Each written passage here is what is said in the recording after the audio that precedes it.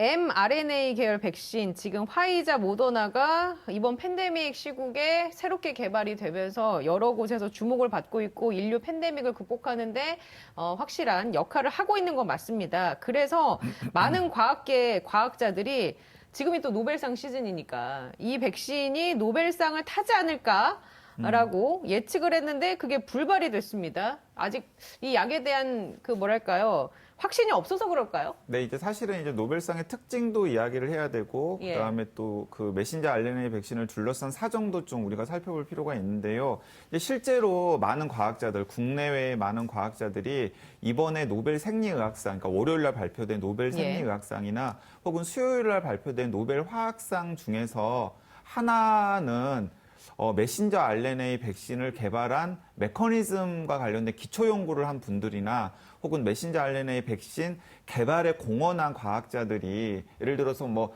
커털린 커리코 독일 바이온테크 수석 부사장 같은 경우는 화이자 백신을 직접 개발한 분이고요. 예. 그리고 이제 드루 와이즈만 같은 경우는 그것과 관련된 기초 연구와 관련된 메커니즘에 공헌을 하신 과학자들인데 이런 분들이 노벨 생리학상이나 혹은 노벨 화학상을 받을 수도 있겠다라는 전망을 했던 건 사실입니다. 네. 자, 그런데 이제 받지 못했는데 이제 결과적으로 뚜껑을 열어보니까 거기는 두 가지 이유가 있는데요. 하나는 노벨상은 업적이 컨펌이 되고 나서 상을 받을 때까지 시간이 좀 걸립니다. 대체로 시간이 좀 걸렸습니다. 예. 이제 최근에 이제 가장 핫한 바이오테크놀로지 기술 중에서 크리스퍼라고 하는 테크놀로지가 있는데요. 2000년대 초반에 마련이 된 테크놀로지거든요. 그리고 그 크리스퍼라고 하는 이 테크놀로지가 마련이 되면서 생명과학 연구에 있어서 약간 비약적인 발전이 이루어졌습니다. 뭐 설대 교수님께서는 현장에 계시니까 너무나 잘 아실 거예요. 그래서 계속해서 이 크리스퍼 테크놀로지가 노벨상을 받으리라고 예상이 되었었는데 사실은 그게 이미 이제 현장에서 널리 쓰이고 나서 시간이 좀 지난 다음에 이제 수상이 되었거든요. 그래서 일단은 업적이 컨펌되고 나서 노벨상을 받을 때까지 일단 시간이 좀 걸린다는 게 첫 번째 이유고요. 그 두 번째 이유는 그럼에도 불구하고 이 팬데믹 극복이라는 게 지금 전 인류의 가장 심각한 문제이고 백신 때문에 굉장히 많은 사람들의 목숨을 구하지 않았습니까? 그렇기 때문에 상징적인 의미에서 백신을 개발한 과학자들에게 공이 돌아갈 수도 있었는데 저는 이 부분에서 그 노벨 그 상을 심사하는 노벨위원회에서 좀 고민을 했었던 걸로 보입니다. 두 가지인데요. 하나는 무엇이냐면 메신저 RNA 백신이 지금 검증을 통과한 기술이 아니에요. 그러니까 완료된 기술이 아니라 아직도 검증 중에 있는 기술이다. 네, 검증 중에 있는 기술입니다. 예. 예를 들어서 지금 우리가 메신저 RNA 백신의 부작용이나 이상 반응에 대해서 계속해서 이야기를 했었지 않습니까? 그래서 이 메신저 RNA 백신이 지금 이 급한 국면에서 우리가 긴급 사용 승인을 하고 있고 그 연장선상에서 정식 승인도 났지만은 이게 정상적인 상황에서도 인류의 생명이나 안전을 지킬 만한 획기적인 기술인지에 대해서는 우리가 검증해야 될 부분들이 많이 남아있다라는 거죠. 이게 이제 첫 번째고요. 두 번째는 돈을 좀 많이 밝혔잖아요. 화이자랑 모더나. 화이자, 모더나 예. 등등이 이제 그것도 사실은 마이너스 요인인 거죠. 지금 수십만 명의 생명이 왔다 갔다, 수십만 명, 수백만 명, 수천만 명의 생명이 왔다 갔다 하는 상황에서 사실은 화이자랑 모더나가 그 돈에 집착을 하고 있는 모습을 계속해서 보이고 있거든요. 자, 이런 것들도 노벨상을 심사하는 노벨위원회 입장에서는 예. 좀 더 이제 마이너스를 줄 수 있는 그런 표시인 거죠. 그래서 저는 시간이 지난 다음에 예. 이 팬데믹 국면이 극복된 다음에 아마도 저는 제가 짐작컨대 저는 메신저 RNA 백신 개발자뿐만 아니라 예를 들어서 아데노바이러스 벡터 방식의 예. 백신을 개발하는데 기초 연구를 했던 분들까지 같이 이렇게 엮여가지고 한 3명 정도가 공동 수상을 하는 그림이 그려지지 않을까라고 조심스럽게 전망을 해봅니다. 백신 개발 꼭 mRNA가 아니라 예, 네네. 백신 개발에 힘쓴 분들. 교수님은 어떻게 보십니까? 저는 뭐 일부 우리 강 기자님한테 동의를 하는데 어떤 거는 동의를 하지 않는 측면도 네. 좀 있어요. 어떤 게 동의가 안 되시는지 예를 들면 얘기해 이런 주세요. 겁니다. 처음에 이제 mRNA 백신, 즉 이제 예.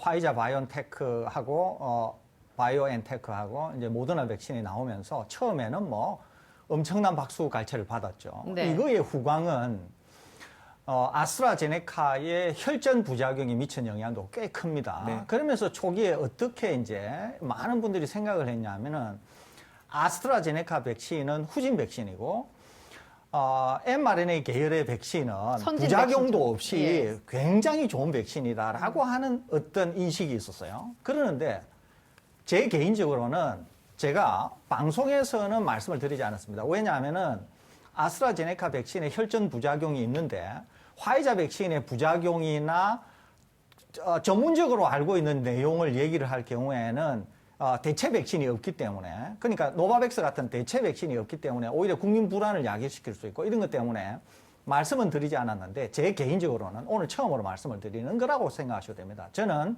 mRNA 백신의 미래를 그렇게 밝게 보지 않습니다. 기본적으로. 그러니까 화이자, 모더나 이번 백신을 떠나서 이 기술 이 자체를 기술 자체에 대해서 저는 그렇게 미래를 밝게 보지 않는다니까요.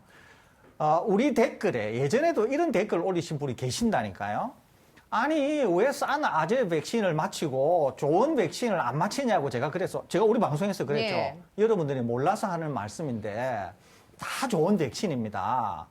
그러면서 제가 오늘 드리려고 하는 말씀과 유사한 뉘앙스의 mRNA 백신에 대해서 다소 부정적인 말씀을 드린 적이 있어요, 사실은. 그러는데 저는 mRNA 백신의 미래를 밝게 안 본다니까요. 이것은 mRNA 백신이 지금 팬데믹이라서 긴급 승인이나 정식 승인이 나서 광범위하게 사용되고 있지만 통상적인 경우에는 이거 허가 안 났을 가능성도 있어요. 이런 정도의 부작용일 경우에는 이거 허가 안 났을 수도 있다니까요. 그렇기 때문에 저는 그렇게 보지 않는다는 거예요.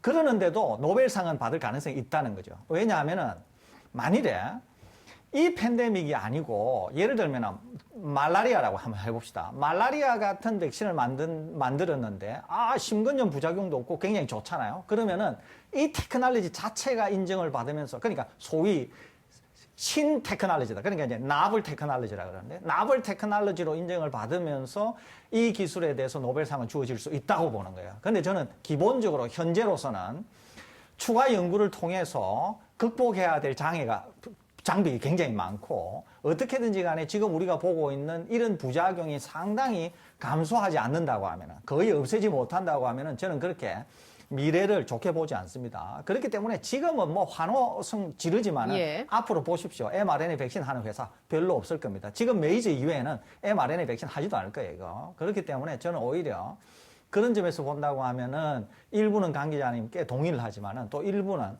다소 거리가 있다. 이렇게 저는 기본적으로 그런 생각을 가지고 있습니다. mRNA 계열 백신이 이 기술을 통해서 대중화하는데 약간 한계가 있을 거다라고 얘기해 주셨는데 동의하십니까, 여기에는? 네, 저도 비슷한 생각을 가지고 있습니다. 왜냐하면 설 교수님한테 많이 배웠거든요. 네.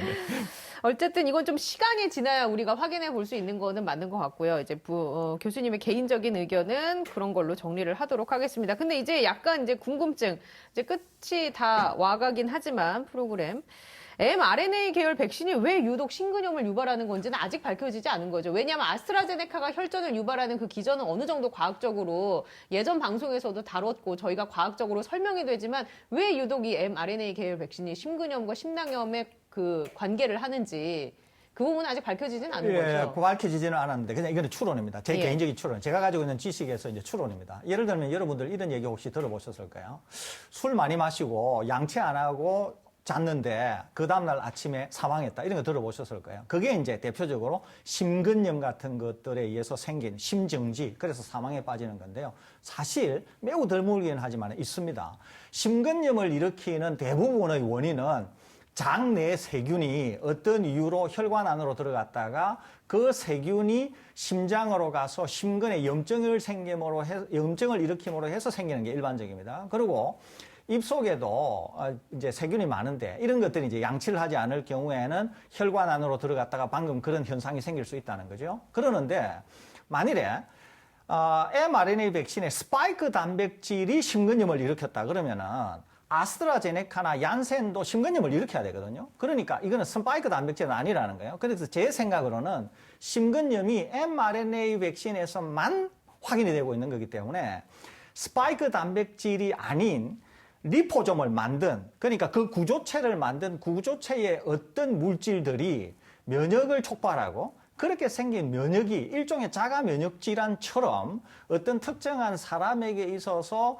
심근의 염증을 유발하는 게 아닌가. 그러니까 자가 면역처럼 심장에 있는 근육을 공격함으로써 염증을 유발해가지고 이런 일이 생기는 게 아닌가라고 저는 추론하고 있습니다. 예. 그러니까 이거는 아마 많은 학자들이 저와 유사한 생각을 하고 있을 겁니다. 그렇기 때문에 이거는 연구를 통해서 이제 확인이 돼야 되는데 이것은 지금 mRNA 백신을 만들기 위한 어차피 피할 수 없는 구조죠, 이게.